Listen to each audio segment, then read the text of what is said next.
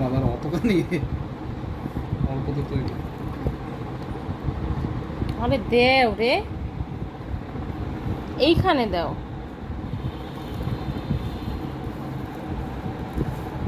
ভালো লাগবে।